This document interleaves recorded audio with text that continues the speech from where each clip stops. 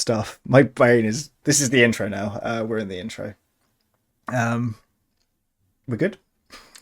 Yep. I'm enjoying doing these stupid intros where it's me talking about how I'm going to do the intro. It's all very meta. I really like it. Anyway, hello and welcome to. Oh, look at. Look, it's heroic inspiration. I talk about TTRPGs with cool people. Today I've got with me someone who's single-handedly revealed the dark underbelly of D&D YouTubers, Knigobi. It's a burden I didn't want to bear, but it was thrust upon me. Have you have the D&D tubers hit back at you? Like, are you safe? Yeah, no. Crow came out with his apology, revealing that I guess part of me is happy that he's a bird, Yeah. but he also was lying about his beak color, and we birdists all know that beak color is everything. Beak color is everything. Mm-hmm. You're not wrong. Mm-hmm. It's an issue. How are you? This is so accurate. I know, I'm really surprised that you haven't switched from introducing me as Knigobi into just like, I'm here with Chaos Incarnate. I have kids. I think they're still a step above, to be fair. Like, my daughter's insane, so... Sweet. Awesome. So you're raising a mini-me. That's perfect. That's... Amazing. I'm raising mini-me's. That's the issue. Oh, yeah. I've reined it in Give slightly. her a circular saw. Give her a circular saw, and then that's the only difference between you and me, is that I have a circular saw and you do not. You're not wrong.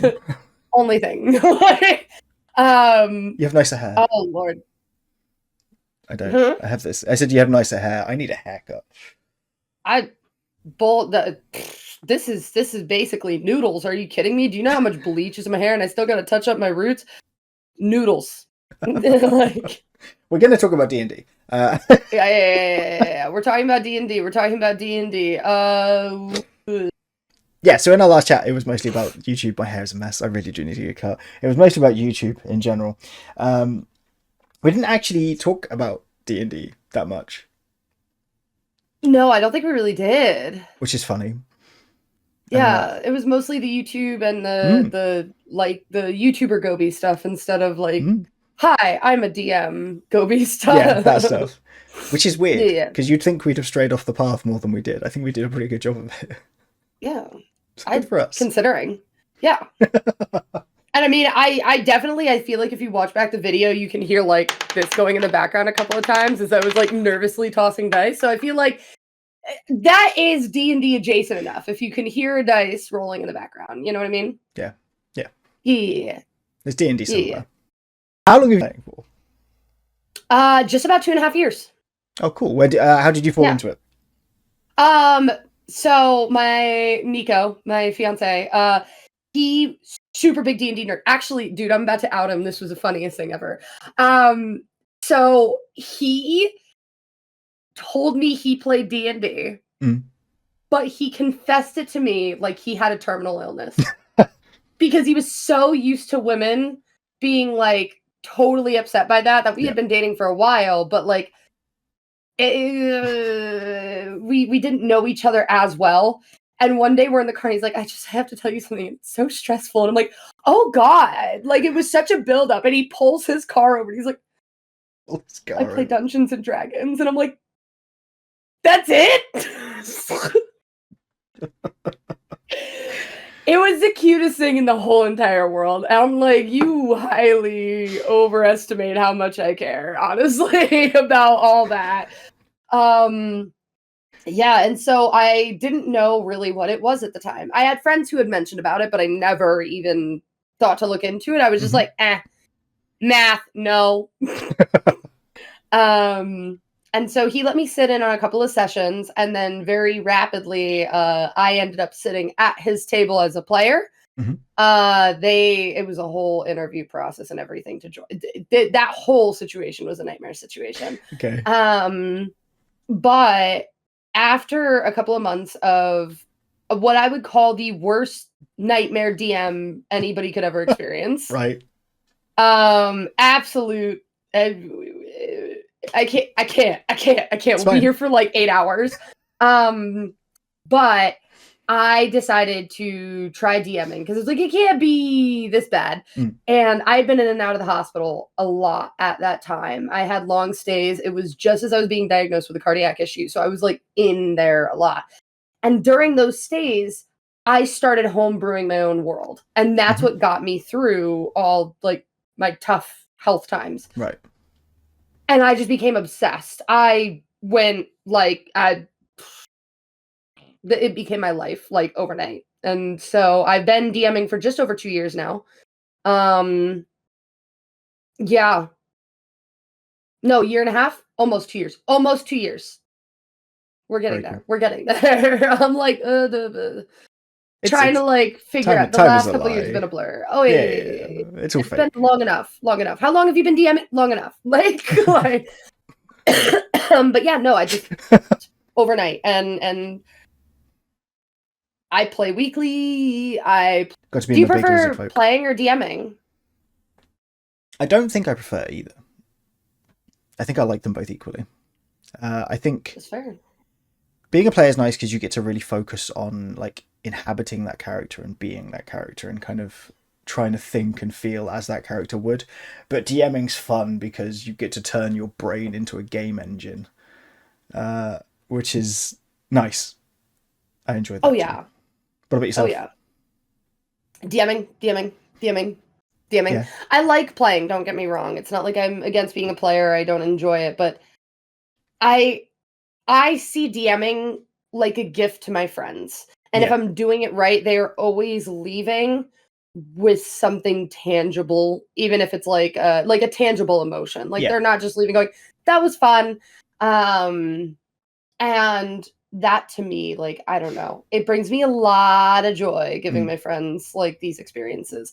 There is a quote by, I can't tell you the name, but it's about how most people kind of only live one life, but people who read live multiple. I never enjoyed reading ever, but that's how I feel about D&D is I get to give my friends all the multiple lives they could ever dream of or imagine. Yeah. How long are the campaigns you normally run? So I do a lot of one-shots that are like 1 to 4 sessions. 2 to 3 is kind of a sweet number for one-shots. Or if I get lucky, like last Saturday, I ran a one-shot that was a one-shot. However, we started at 10 a.m. and we ended at 6 p.m. Yeah, that sounds about right. No, it was almost 8 p.m. Yeah. So getting to like sit down and do it all in one sitting, I love that so much. But it's not often that people have that kind of time. So I'm very lucky when I do get to do those. But my second longest run has been over 6 months now. We call it the Everyone Cancel campaign. It's the when a couple of my players want to play more, I have this world that they're in.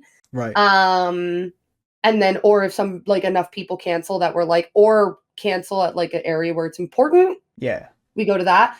And then I have my mainstay, which has been since I started DMing. It's still trucking strong right now. That's amazing. So that's the full year and a half, almost 2 years.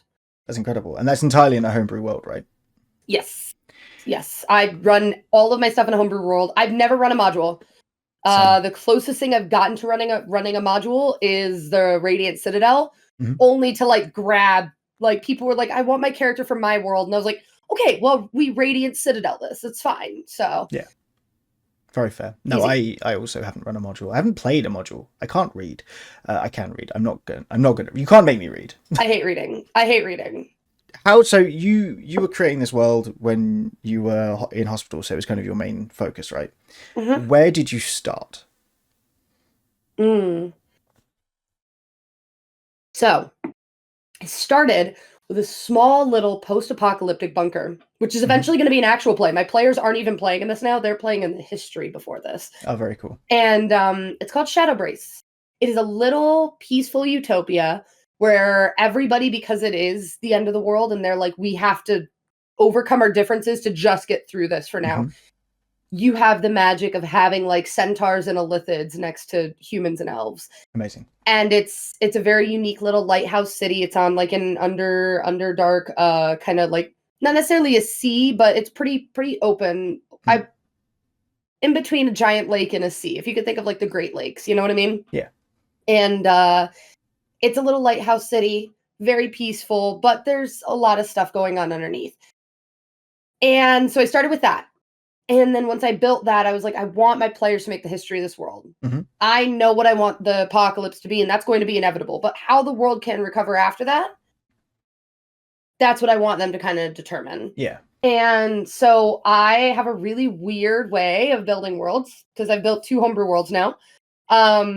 I get 12-inch foam balls, like the type that you use in like crafts and flowers, like the styrofoam. And I literally just start throwing it at stuff. I carve into it and I go very violently at the stupid foam ball, but still try to keep the circle of it, like the planet. And then where it's super low, I add water. I kind of paint it on. And where, like, if I want to add some height, I use like hot glue to like add some extra height to it. And I make a world that basically looks pretty. And then I start to think of how would people populate this? Okay. Because I find it's hard to make the geography around some place when you're like, here's this big city. Wouldn't it be cool if there's a river? Wouldn't it be cool if there's an ocean nearby? But when you have the geography, it's a lot easier to say, okay, well, a tactical place for people would be up this river where they can still trade, but they're not, they don't have issues with the open ocean, any sort of vulnerabilities. If you're going to be in high peak mountains, there has to be some sort of easy path for trade goods to get there, or another reason why they could survive out there. Yeah. And I find having that geography helps my brain with placing and planning things to make sense. That makes I think that makes a lot of sense. Yeah. So I made the main. Oh, sorry. No, please go. Oh, I just made the main. The where my players are currently playing is on the moon of 2 sister planets. I made the moon because that's where all my stories mainly take place. There's a couple on the other ones, but just the main moon. And then I designed the Pantheon, and so I have my What version of a Pantheon do you like to go for? Like massive or like 3 dudes in a trench coat? So it's a little in between. So my world has these kind of eldritch beasts that are like older than time. They are what created the whole universe, but it was mostly not in a good way. It was the oldest of gods basically created it to say, hey, I feed off of fear, and you can't experience fear without the time to do so. So they created time. It's not a good thing. So that's what created the whole over thing. But technically speaking, there's endless pantheons in the universe. They're just, in my world, essentially higher powered beings, not necessarily all powerful beings. Yeah. So specifically for my world, there's 5 main gods. And then if people have really proven themselves, like given something that makes enough sense, they become what's called paragons. Okay. Think about them as like almost demigods, but by like they did something good, so they were raised there, not necessarily merit. Children of the gods. Yes. That's fun. Yes. Why did you go for that instead of like a more traditional approach? So I originally had actually done just the gods. Okay. And one of my players, I mentioned in my death video, he basically sacrificed himself. But the way that he sacrificed himself was so impactful on all my players and my world that I was like, I feel like I have to do something that honors this. Yeah. And the only thing I could think of was maybe this is how we have demigods. Maybe this is how we put this into the world. And I find that it also gives them a lot more, you could abandon the gods as like, they might not know what they're doing. They just existed. You know what I mean? But it's a lot harder to see somebody who chose to do something so good and choose to turn your back on them. You know what I mean? So I found that it gave my pantheon a lot more of like a dynamic belief system. And then I just ran with it. And it gives players something to strive towards as well, because there is a possibility for a player character to become a paragon in my world. Yeah, that's absolutely sick. Great concept. 100%. Thank you. Like, did you decide to homebrew just because you didn't want to read a module? Is that like the main inspiration behind it? Or was it just a nice creative exercise? I find that I comprehend things a lot better if I've built them. Okay. And so I, at that point, had watched a bunch of actual plays, like Court of Fey and Flower, Crown of Candy, and I started reading them and I couldn't retain. I have a really hard problem with reading and retaining. And so then I started listening to a bunch of lore, but I still found that I couldn't retain. And I felt like the most like the best DMing I've always seen is very player centric. And I knew if I wanted to focus 110% of my players, I needed to know my world. I needed to know my world so well that it is like second nature to me. Yeah. And that's why homebrewing felt like the only real option for me. Makes perfect sense. Do you use like the normal like weapons and items, monsters, classes, things like that? Yes and no. If you have something homebrew that you want to put into my world, awesome. I have one homebrew race and I have one homebrew class that are both being played around with in my world right now that I love dearly. But the rest of it is mostly the same. It's more of the origins of how they came about. So, for example, in my world, Dragonborns came before dragons. Dragonborns existed, and then kind of a darker power was like, but we could make that cooler. So a lot of the horrors of the world are based off of humanity and then branching off from there instead. Because I find that a lot more disturbing and fun. Full body horror. Like, yeah, twisted bit. evolution. Like, little bit. There is a lot of cosmic horror that is present in my campaign. Very deeply ingrained in cosmic horror. Even if you don't realize it at first, like only 2 of my players have kind of figured out the underbelly of my campaign so far. And both of them, I remember the realization very clearly. One of them found there's like this Church of Light, and it's not an actual religion. It's these moths that worship any light that comes in the sky. And this big metal thing crashed onto the planet once, and they were like, it reflects the light. It must be a gift of the light. And they have a key to it, a magic key. It's really just a piece of scrap metal. But my player characters ran into them and they were like, we'll give you the key if you promise to keep it safe. And it is just a scrap metal that says Voyager 1 on it. And only one of my players recognized that and was like, no. No. And they were upset the rest of the night. They like didn't say anything else. And I was like, you can sit with that. Do you think more people should do like homebrew stuff? I mean, we don't really, I know you're not especially fussed about how other people play the game. Cool. Okay, this is gonna sound terrible. I don't think I'm a professional by any means. She is. I don't. But I think full time. Ooh. Some people are really good at homebrew naturally, or they study really hard, but regardless, they invest in it. If I'm homebrewing something, I take it, I get the idea down, and then I'm looking up how to balance it, and I'm putting in the effort. Sir, some of the things that I've seen on the internet for homebrews, please stop. Please stop. I like the creativity of it. I guess I wish that, like, even if more people homebrew, I wish more people invested in making it make sense. Even if it's their own homebrew world and they're just making it make sense in their homebrew world. Yeah. Even if they put it out with like a little disclaimer of like, this works in my world, but it might not work in yours. Yeah. But there one too many times I've especially had players come to my table and be like, can I have this homebrew item? And I look at them like, what the is that? Like, you know what I mean? So yeah, I wish more people tried it and less people pushed it. Is that a good way to put it? Yeah. Yeah, that makes sense. Yeah. I respect it. I do a lot of homebrew. I like homebrew. Yeah. So my world at present, where this is my long run campaign where they dropped a city. It's very grayscale. So there's like, if you could imagine Vanguard Blackrock, but like put in a high fantasy. And but they're not bad. They're called the Brace family. They're not bad. They just own everything. There has been rumors of basically a world eater that is carving through the planet that you can't see from the planet. And people have come from the 2 other planets to be like, y'all need to leave. And as the masses do, they said, you're crazy and ignored it. So the Brace family are basically trying to find a super weapon to destroy this thing. My players, one of them had this information and did not tell the others. Okay. That player had to leave the party. Not the player, but the player character, okay? Because he did not tell them this information.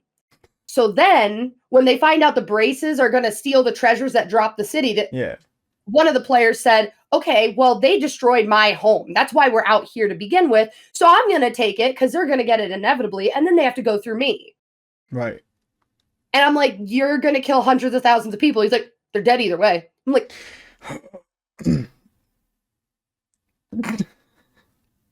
technically, you're not wrong. Technically. But like, you can't think of another solution right now.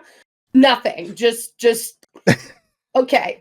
It's a take on the trolley problem where the person making the decision jumps into the trolley, basically. Yes. That is exactly what is happening. I made a trolley problem and he became the conductor, and I'm scared. And he was like, what if we put nitrous on this trolley? Will that help? Yeah. Yeah. Have you ever seen the video of the kid where the parents give him the trolley problem and he takes the person, puts it on, like it's like one person takes the one, five yeah, people, yeah. and he takes the one, puts it through with the rest, and just like shoves the train up. Like, that's what my players are doing right now. You missed a spot. I'm so scared of my players. I'm so scared. And right now, basically we have a good dude who he's an artificer and he's just tinker. He just wants to make his stuff. We have the island dropper who just he does whatever he does. Right. And then we have a fire genasi who is like a blacksmith, but all they care about is partying. And tinkering with stuff they shouldn't. So it's gotten to the point where they've had like 8 near-death experiences because like they're like, oh, this giant piece of space that for some reason is on our planet and everybody said not to touch the anomaly. Like, they don't care. It's scary. And then 2 people who went through severe trauma together, so they're just alcoholics. Right. They literally, the tinker player had like a dwarven ale. It's the glass. It's the ever-filling cup thingy, but like whatever drink you first put into it, you could just refill it. Yeah. And he put in dwarven ale. So now the other 2 alcoholics just share it. Well, at least they're sharing. And that's the party. I see. God help me. Do you have like a path forward in mind for them, or is it full sandbox? The way that I write my campaigns is I have a beginning, I have an end, and then I have chapters, but they're not in order. Okay. The chapters are based on location. That makes sense. Yeah. The timeline goes regardless, if that makes any sense. So the world keeps moving. But if they decide to do other things, I just pull that other chapter and rearrange where we have to go. But that other timeline, they're going to know that this is going to happen regardless. Whether or not they're taking steps to stop it, that's not... Yeah. Not my monkeys, not my circus. That makes sense. So that's good. Well, because then if the world feels more alive, right? Because it keeps ticking. But yeah, I always find that interesting, like how DMs plan campaigns and stuff. I tend to not until after the first session, and then I'll be inspired for what it is that we should be doing and all the various hooks and stuff, and then weave that all into a thread and see if I can just pull my players through it. Usually I have the chapters are basically the things that are going on in the city, period. So the False Hydra was planned way in advance, but it was, they're going to eventually get there. How can I make this feel more organic on the way? Whereas I had, Venavi was the city that fell. The hanging cities of Venavi were always designed for when they get there, there's going to be this issue with the Brace family. But all the rest of the quests that go through that and all the ties to people there are like all their business kind of thing. And once they get there, then I start pulling it together. So I kind of think of my chapters as a whiteboard that has pins on it. Yeah. And then my players become new pins. And until they show up to that chapter, that's when I start connecting all the dots. That makes sense. Because then they're always there when they need to be there, but also other stuff is still going on. Smart. Very smart. Unless, of course, they're warned about things and they decide not to leave one city or they go to a different city and don't care about one, in which case they're not touching those plot points. They're going to show up to a burned down city. That's... choices have to matter. Yeah, no, 100%. 100%. I had an NPC warn my players about the dark being dangerous on a home base of theirs, and they didn't pay it any mind. I need you to know that when my players dropped the city, they had like a higher being literally come to them and tell them not to take the treasures and literally showed them what was going to happen. They're like, dude's probably crazy. Like, I literally told you not to and what would happen. And you were like, probably crazy. What do they know? Players. But it also refines my skills as a DM. They challenge me every time, and I grow each time we're at the table. So What I do you do think? love them for that. Which is good. What do you think is the hardest thing about being a DM for you personally? Oh, the mental health of players canceling. Period. Yeah, that's fair. Period.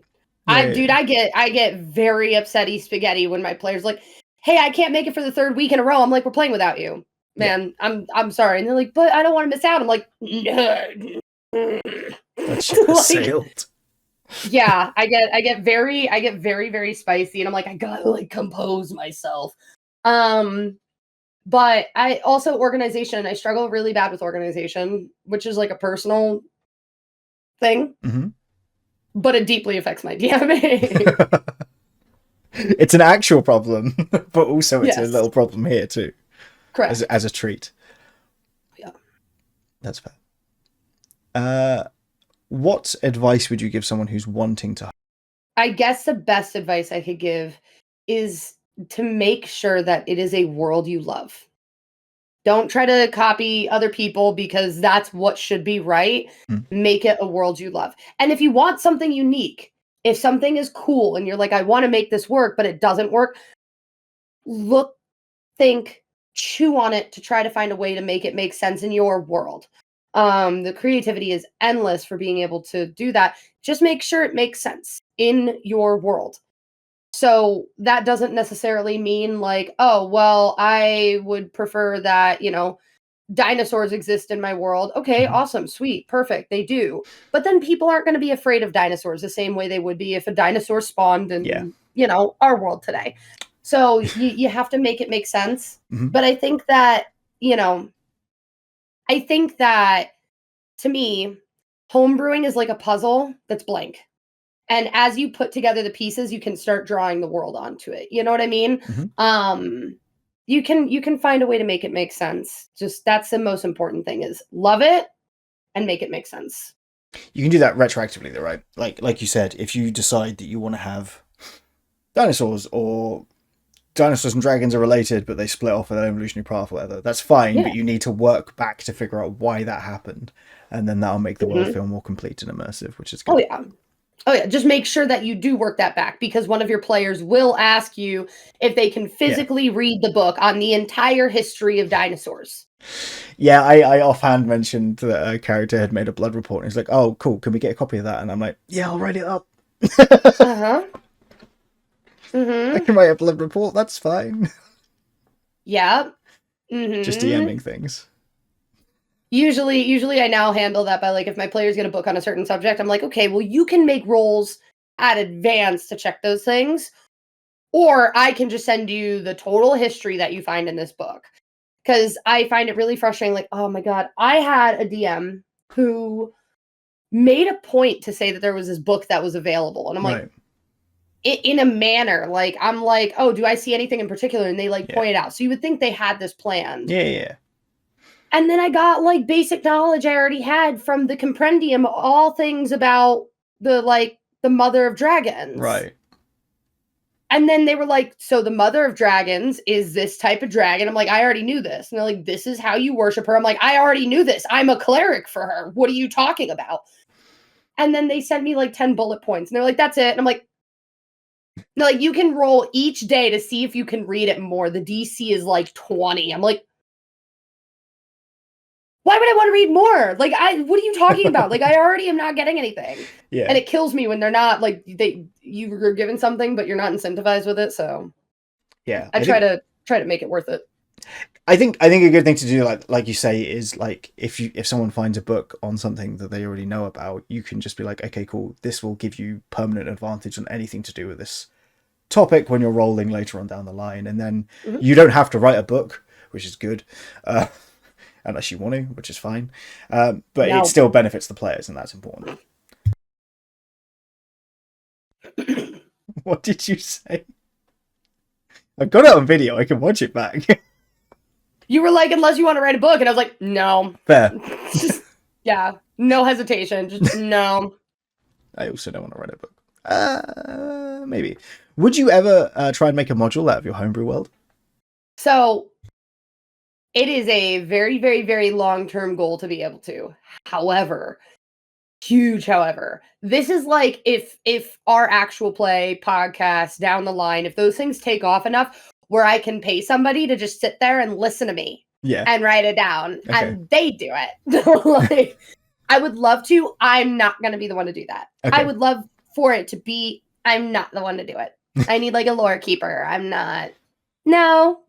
Like, which is actually why we're doing this interview. Applications are now open to become Gobi's lawkeeper. So I don't have those finances. Sorry, oopsie poopsies. Let me make this clear. I'm eating ramen for dinner tonight. But one day, yes, that is on my radar. So it's we'll get there. We'll get there. One day, one of the biggest fans who's like on Reddit, like they made this oops in the lore. I'm gonna be like, okay, you can keep track of it. Perfect. I found somebody neurotic enough. You want to come have a sit down? Like, you have been chosen. Yeah, I'll pick like my number one hater. They'll keep me in check. Yeah. Will they get a badge? That's not true. Please don't hate me on Reddit. Like, be nice. Just be nice to people. Will they get a badge? Number one hater? Yeah. Gobi's biggest hater. I'm going to have to like carry stickers for that. I'm going to Gen Con and I'm going to have to like carry stickers to Gen Con that says like Gobi's number one hater because like there are a couple of people who've made like public comments online. And if for any reason I manage to find them, like, I got something for you. Here you go. Like, I feel like I just have to, you know? You should give it to anyone who comes up to you who recognizes you and as a fan and be like, oh, here you go, I got you a sticker. And it's just like Gobi's number one hater. And it's just like everyone's wearing them. And I think that would be funny. I'd find that funny. Oh my God. Yeah, if I ever get big enough, yeah. I don't think anybody's gonna recognize me. That's my theory as of right now. I could be wrong. You got a distinct enough look. It's not like if I went to Gen Con and people were like, oh look, it's the white guy with dark hair and glasses. Like, I'm also cosplaying my VTuber model, so it's like I feel like I have that particular look down, so I think I'll be recognizable.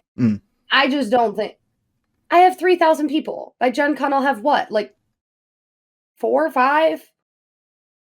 4 or 5 people. Or people that recognize you. How big is Gen Con? I'm saying like 4,000 to 5,000 people will know who I am. So like I don't know. Around the world, there can't be that many at Gen Con. Last time we talked, you just had your 3K like celebration, right? I had it. Well, I just had celebrated, yeah, but I hit. Oh, we're doing it live. Blessed be. I hit it like about. Yeah, it was just before. Yeah, I think. Time is a lie, as we've previously discussed. When? Well, I can tell you this. I'm up to 3,300. Yep. And 13. So 3,313. Very nice. And I've gotten in the past 28 days, I've gotten 428. That's a lot in 28 days. I mean, that is a lot. Like, if you consider about the scale of it, you've gained more than 10% of your followers in the last month. I'm very mad about it because my goal was 1,000 a month, and I was really rearing on it, and now I'm breaking it this month. I'm so hard on myself, man. That's how I keep busy. That's how I keep young. That's how I get my whites white, is I make sure my hair's gray enough. I don't got to bleach it as much. You know what I mean? I started going gray enough. Like that, I got like, especially my sides. If you ever see me in person, I have like little wisps of gray. I started getting that like 8 years ago, dude. Like, I don't want to know what my natural hair looks like. I haven't seen my natural hair other than like roots since I was 14. Well, no, but the trouble is once you start dyeing your hair, you're kind of stuck, right?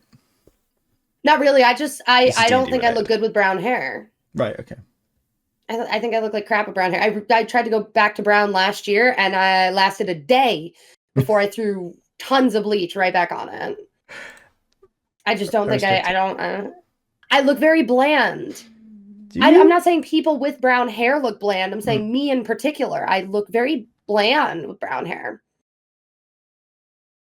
I'm sure Nico disagrees. I need you to understand there's an old TikTok of me having 4 different colors of hair in like 3 weeks because he had the audacity to tell me he doesn't care what my hair looks like. So I was silver, orange, purple and white, and then like just blonde, and like a 4-week time span. Nico is the golden retriever partner we'll deserve, honestly. Yes. Shout out to Nico. Shout out to Nico. We love Nico. I have not met somebody who doesn't like Nico yet, so. I haven't met Nico, but I love him. He sounds great. Him and your mum, wonderful. Beautiful. Awesome. They're the Team best Gobi. people. Yep. Team, yeah. It's not Gobi it's Team Gobi. Yeah. Like if we were in a group and people were approaching, they'd be like, Mama Gobi, Nico, and I'd be sitting there twiddling my thumbs. You know what I mean? Oh yeah. They're so lovable. So lovable. Even my mom said this. She's even said, she's like, I love you a lot, but I'd trade you in for Nico. And I'm like, thanks. Like, that's oh harsh. my god. No. She's the best. She's the best. Genuinely the best. She's always like just loved me exactly as I am, which is nice because like I'm a little weird.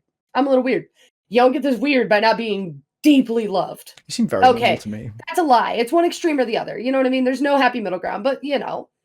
That's very true. You seem very normal to me. I think it's more a reflection of me than it is on anything else, but yes. I got ahead of it. I owned it. I understand. Yeah. As long as we're on the same page. So I wasn't the one who had to say it. I've already done enough call outs this week. I look forward to. Are you going to do that next year? Are you going to reveal more secrets next year? Is that going to be a year? Yeah, that's just going to be the trend. That's every April Fools. We're gonna go crazy on all the behind the scenes secrets. Oh yeah, that's exciting. It's a year away. Who knows? I might just fade to obscurity in the next year, or become the most famous YouTuber there's ever been. Could go either way. T-series, bro. I can't pass.